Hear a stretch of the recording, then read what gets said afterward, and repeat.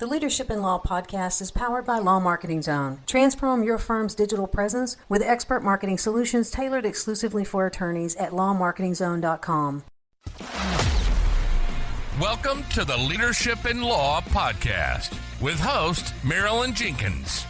Cut through the noise, get actionable insights and inspiring stories delivered straight to your ears. Your ultimate podcast for navigating the ever-changing world of law firm ownership. In each episode, we dive deep into the critical topics that matter most to you, from unlocking explosive growth to building a thriving team. We connect you with successful firm leaders and industry experts who share their proven strategies and hard-won wisdom. So, whether you're a seasoned leader or just starting your journey as a law firm owner, the Leadership in Law podcast is here to equip you with the knowledge and tools you need to build a successful and fulfilling legal practice.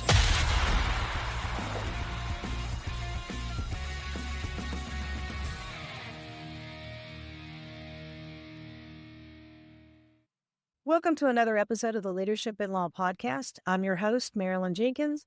Please join me in welcoming my guest, Jenna Harrison, to the show today. Jenna is a top-ranked business coach, podcast host, and founder of The Uncommon Way. A reformed overworker, she helps women build more freedom, impact, and wealth in just 3 days a week. But for Jenna, the 3-day work week was just the start. Achieving extraordinary results in an unconventional way makes you question everything, unlocking a life beyond your wildest dreams. She walks her talk, having designed her own 24-hour work week and moving her family to Spain, where you'll find her hiking up mountaintops with friends or playing on the beach with her 7-year-old son. I'm excited to have you here, Jenna. Welcome. Thank you so much for having me, Marilyn. Really happy to be here. Absolutely. I'm excited to have this conversation, but give us a little background. Tell us a little bit about your leadership journey. Okay, I'd love to. So I had a very windy journey. I started out in the fashion arena, and I worked in corporate for many years until I got married. And then my husband was a soldier, and he immediately got stationed in Germany. And while I had been telecommuting, this was long before COVID, I'd actually arranged for a telecommuting arrangement back then because it was in the cards. I've always loved to travel and I've loved location independence. But they said that was a little too far for them. Germany to the East Coast seemed a little too much. So that's when I started looking around for things to do and how I could channel, obviously, the skills that I'd built in corporate and in management into another career. And what I happened upon out of sheer luck was in the U.S. military, they actually offer all the trainings or the majority of trainings and courses that they do to the spouses as well.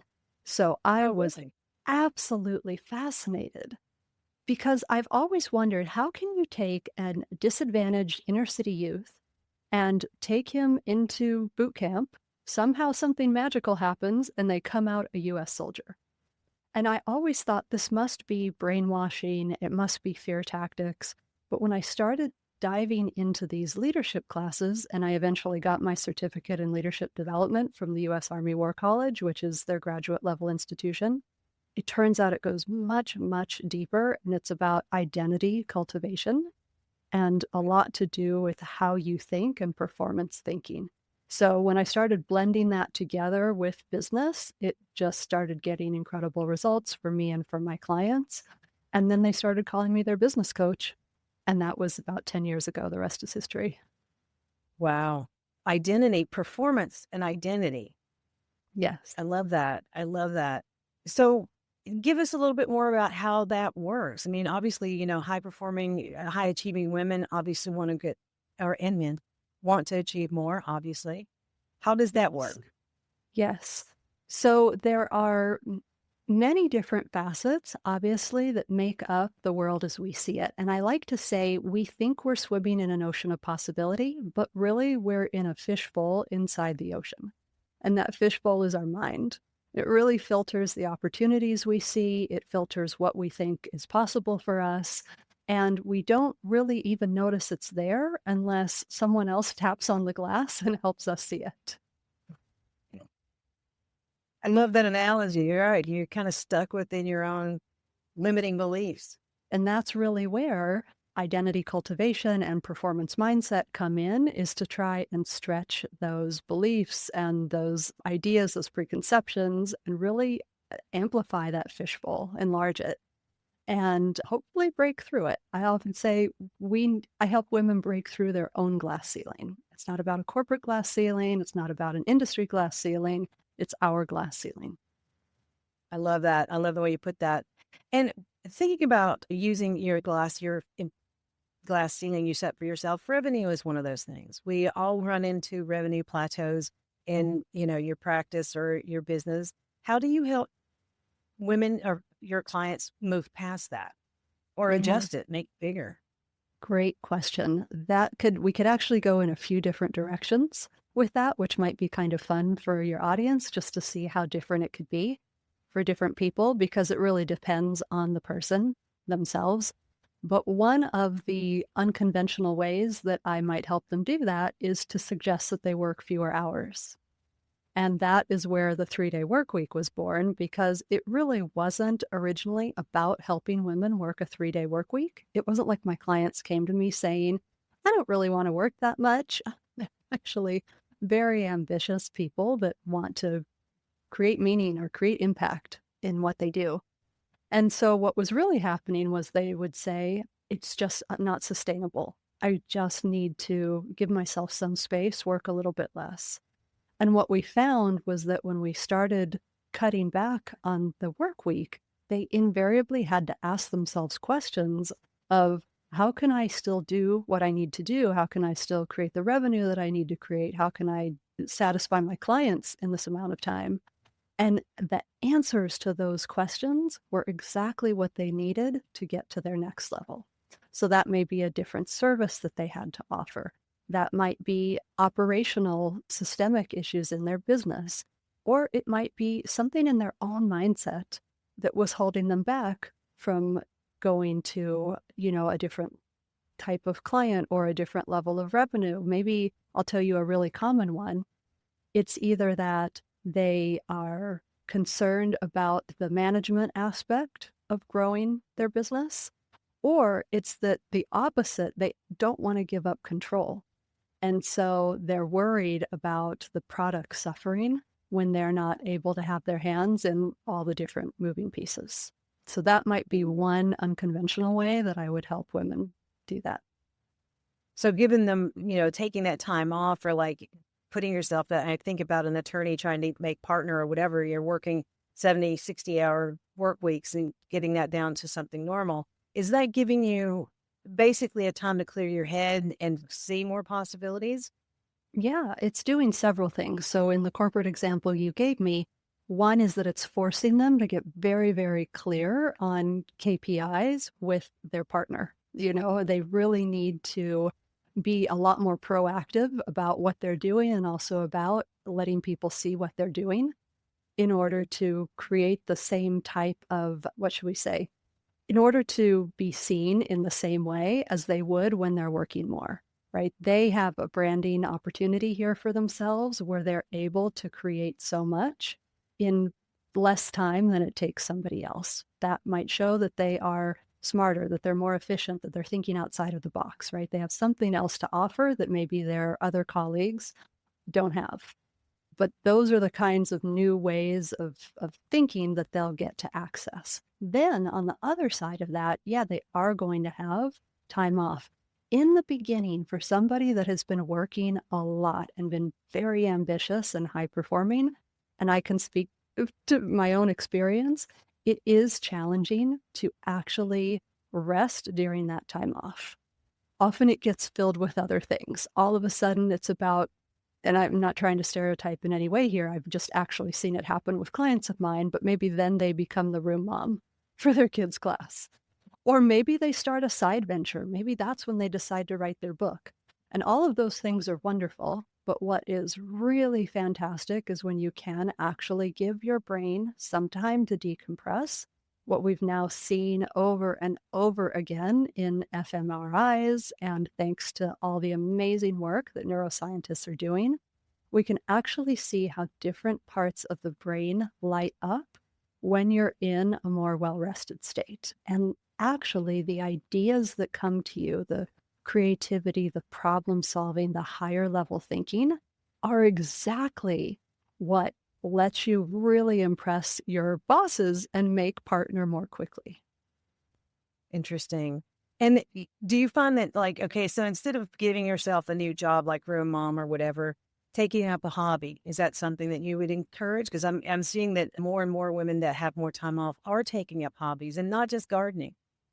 Yeah, I think it would depend how you use the hobby. Is it an opportunity? I mean, look at the Zen masters. I mean, they would sit there and rake sand forever, but they were doing a lot of, not necessarily reflection, but they were using it as brain capacity builders in those moments. If it's something that you are using to get away from the discomfort of not having anything to do because deep down you think that your worth is tied to doing this, then no, that's going to backfire.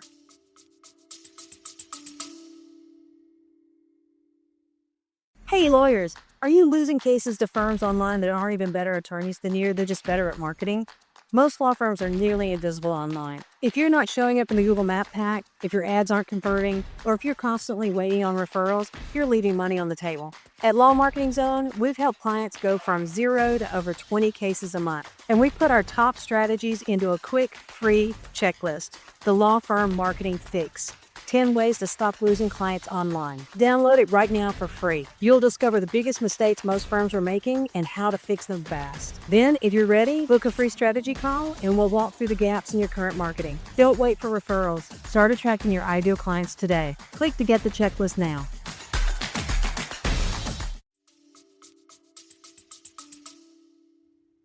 Okay, I love it. That's very interesting. So calculate what you're doing and be intentional about it. Decide who you want to become, how you want your life to look, and then clear out any limiting beliefs about how it can't be that way. There's a very, very common example about Roger Bannister. I think I might be completely ruining the name. I can't remember if it's Robert or Roger at this moment, but he was the first person to run a 4-minute mile. We've all heard of him. And before that, everyone thought it was impossible. As soon as he did it, all of a sudden other people started doing it. So I think that if everyone around us were working 3-day work weeks, or even were working 40-hour work weeks, which in a lot of communities, even 40 hours sounds like luxury. But if the people that are surrounding you are making it work, if everyone in your firm is able to do it in 40 hours, chances are you'll think it's a lot more likely that you too can do it in 40 hours. Oh, that does make sense. And so how do I spot my limiting beliefs? I guess is the first place to start. How do I know the size of my fishbowl and how do I think outside of it? Such a great question. Sometimes it's tricky because we do tend to be smart women and our brains have figured out exactly how to help us stay exactly in our patterns. It's a survival technique and it's worked very well for hundreds of thousands of years. And so the brains will continue to replicate what works. Frequently, you can look for one thing that I see as a really telling sign over and over again, and that is patterns. So when you see a pattern recurring in your life where maybe you switch jobs, thinking that this one was going to give you a little more breathing room, but then you notice yourself working the same kind of hours. I see that so often with entrepreneurs. They leave corporate so they can work fewer hours and they end up working more than they did back at corporate. And so when you beginning, right? Yes, yes. So when you see a pattern starting to happen, especially a pattern where you might say, I just wish I could get out of fill in the blank. That often is a telling sign that there's some resistance there that's pulling you back into it. If everywhere you go, you see this again and again, then it might be about you. You might be the common denominator. Interesting. Yeah. Again, looking at intention. And yeah, so let's talk about the revenue plateau, because I've heard other people think about sales coaches think of it like this. If you want to reach a 7-figure business and your brain can't handle it because it just doesn't, so you can never get above, say, say a $20,000 month or a $30,000 month, it's almost like your brain can't see that number. How do you, is that something, how would you work through that? Yes, I'm so glad you brought me back to this because I remember saying, well, there was one possible way, which was we do something completely different, like constrain our hours and therefore force our brain to think differently and create new solutions that we never would have thought of. But there's another component we haven't touched on yet.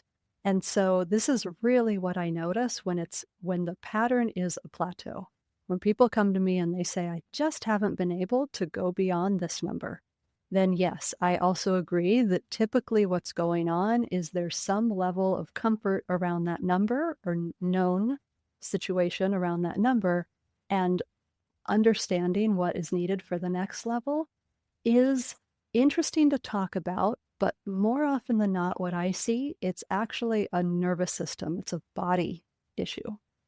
And so what that looks like is you start to bring on more clients, or you start to become more visible, or you land the keynote speech or something, and then you may not even notice it, but there's what's called an activation in your body. You get a little more nervous, right? Something feels off, and that's your nervous system responding to newness. And what we often unconsciously do is bring ourselves back to what we used to know. And so sometimes that looks like getting sick before the keynote speech. Sometimes that looks like deciding you're just too busy now to take on any more of those visibility opportunities. Maybe it's that you stop selling, you stop marketing because you're thinking, oh my gosh, I can't handle the capacity of more clients. I'm going to get even more burned out. And so that's when we really need to stop and work with the capacity building of the nervous system. And that's why I'm so thankful that I did have the military training, because one of the things they do really, really well is create mental toughness, which is really emotional tolerance. We think of it as all cognitive, but it's the ability to hold discomfort and to maintain a high level of performance, even with that discomfort. Okay. So it's building on your capacity. Because if I've never earned that, and it's one of those a hairy, audacious goal, right? And it's something, it's a breakthrough number, something like that. So you're saying work on your capacity, but see where does your brain go whenever you start to reach that level or aim for it? Because I know we can all fall back into comfort. And where does your body go? You may notice yourself all of a sudden snapping at your kids or at your partner. You may notice signs where you are just a little more anxious than you were before. You may start cleaning the house furiously. You may notice that you tend to want to, I don't know, buffer more with wine or food, right? There are lots of little telltale signs. And all that's telling us is my nervous system is activated. It doesn't realize that I'm going for something that's actually going to benefit myself and the family. It thinks I'm doing something new, I'm doing something scary. It may totally backfire. And so why don't we just stay with what we know, the devil we know? And so what you actually have to do is you have to let your nervous system see that you are safe, that everything's fine. It's probably going to mean a lot more of techniques. They call them like body-based regulation techniques in order to remind yourself that, hey, it is totally safe. It's totally okay. And in fact, this will be amazing. But you're probably going to have to do some more workouts, or you're going to have to let that anxiousness release in healthy ways. And these are the steps that we don't take when we're in it. When we are ambitious and we're setting a goal and we're working to get there and we're like moving everything else aside because we're so laser focused, rarely do we take the time to recalibrate our nervous system, because we can do that later when we get to the goal, but it doesn't work that way. It's the who before how, right? You really need to become the person that feels normal in those new circumstances before you can create those new circumstances for yourself. Okay, I love that. And because we all heard about affirmations, and that helps get your brain on to seeing that goal as something that's achievable. What are your thoughts on that? I actually am not a fan of affirmations. I think they backfire quite frequently. Yeah.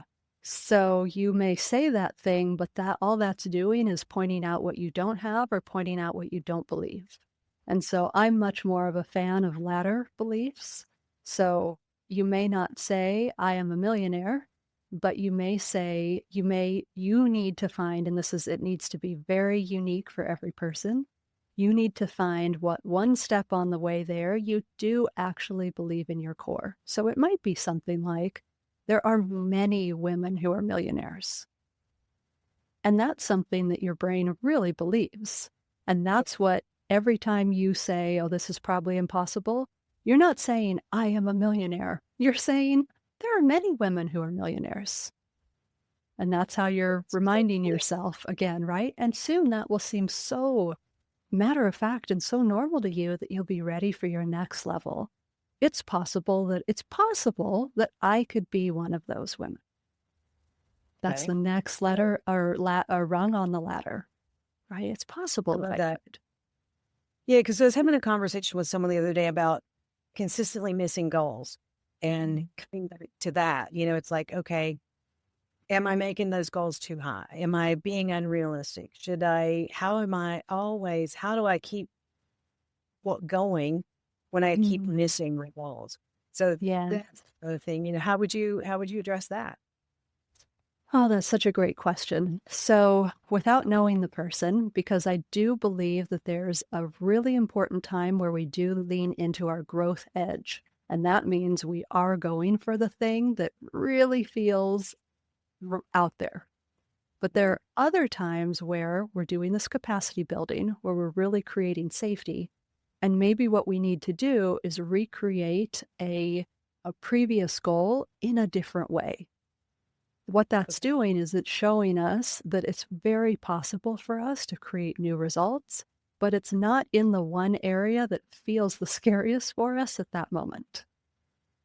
Right? So, for instance, if you have a lot of stories, a lot of issues around money, and then reaching the next milestone with money may feel really charged, but you may be able to recreate your current results just doing it a little faster. For instance, you reached this in 6 months.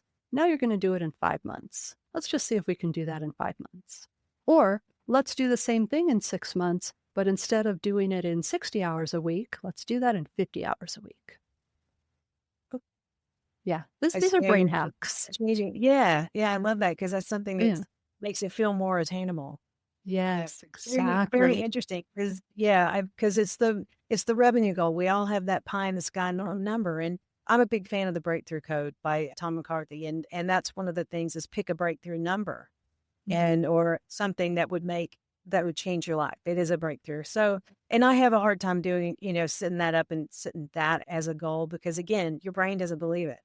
Exactly. Yes, and then we get reminded of what we don't have, which is, if you're into it, Manifestation 101 is living in the already being there. But even with just performance psychology as well, we do tend to perform when we're more in flow and in the zone than when we're in perceived lack. And it's kind of like rewriting. I love the idea of rewriting the goal just a little bit different so your brain actually can handle it. Yes, there are so many ways to get to where we need to go. I think the first core belief is just that we can absolutely create what we want. We just haven't found the way yet, but we're finding the way.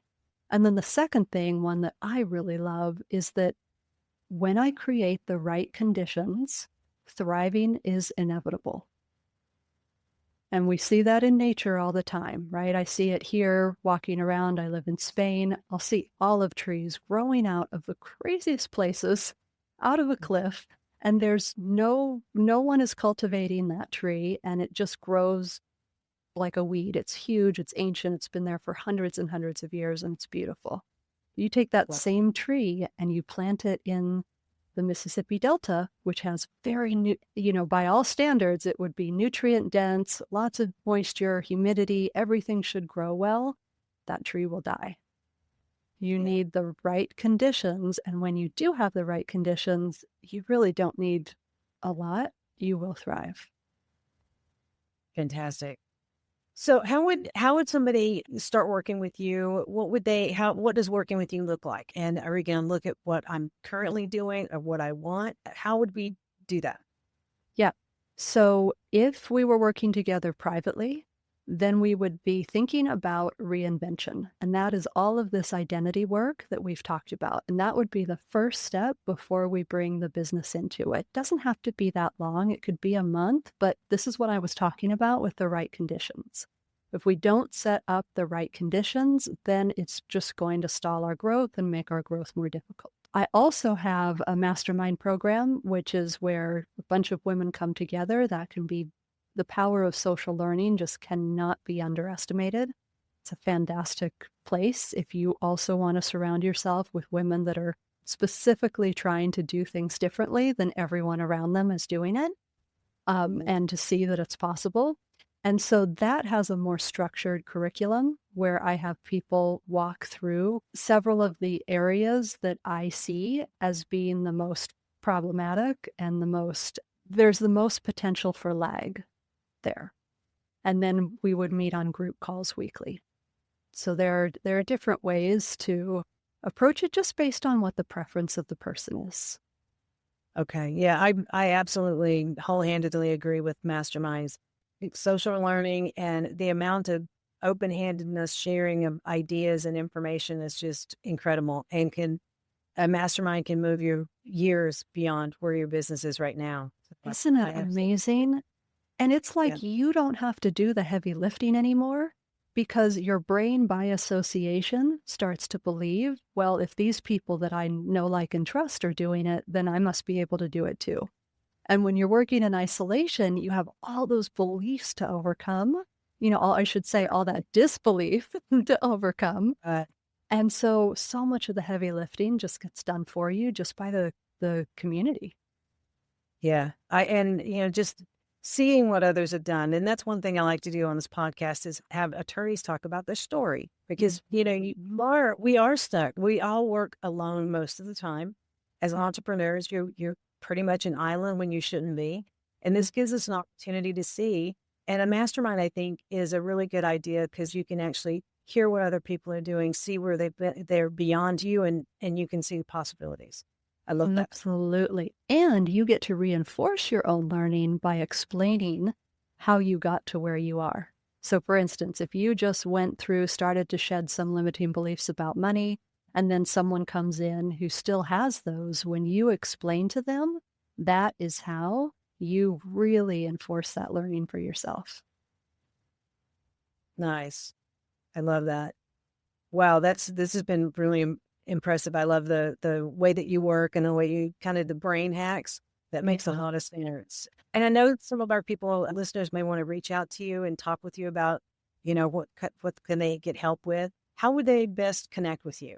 Yes, please come to theuncommonway.com and let's set up a time to talk. You can also find me on all the socials. I have a podcast. I'm definitely out there, but really I would love to identify what's going on with you, what your goals really are, and then set up a plan from there. I love that. So we'll make sure that the website and your socials are in the show notes so people can easily reach out to you. And your podcast, what's your podcast? Yes, it's The Uncommon Way. Okay. Branding, yes. Love it. Cool. All right. We'll make sure that there's links to that in the show notes as well. Jenna, this has been great. I really appreciate your time, and I just love the way your brain works about helping ours work better. Oh, thank you so much for having me on. It's been so fun talking. Absolutely. Thanks for joining me today for this episode. As we wrap up, I'd love for you to do two things. First, subscribe to this podcast so you don't miss an episode. And if you find value here, I'd love it if you would rate it and review it. That really does make a difference in helping other people to discover this podcast. Second, you can connect with me on LinkedIn to keep up with what I'm currently learning and thinking about. And if you're ready to take the next step with a digital strategist to help you grow your law firm, I'd be honored to help you. Just go to lawmarketingzone.com to book a call with me. Stay tuned for our next episode next week. Until then, as always, thanks for listening to Leadership in Law Podcast, and be sure to subscribe wherever you listen to podcasts so you don't miss the next episode. Thanks for joining us on another episode of the Leadership in Law Podcast. Remember, you're not alone on this journey. There's a whole community of law firm owners out there facing similar challenges and striving for the same success. Head over to our website at lawmarketingzone.com. From there, connect with other listeners, access valuable resources, and stay up to date on the latest episodes.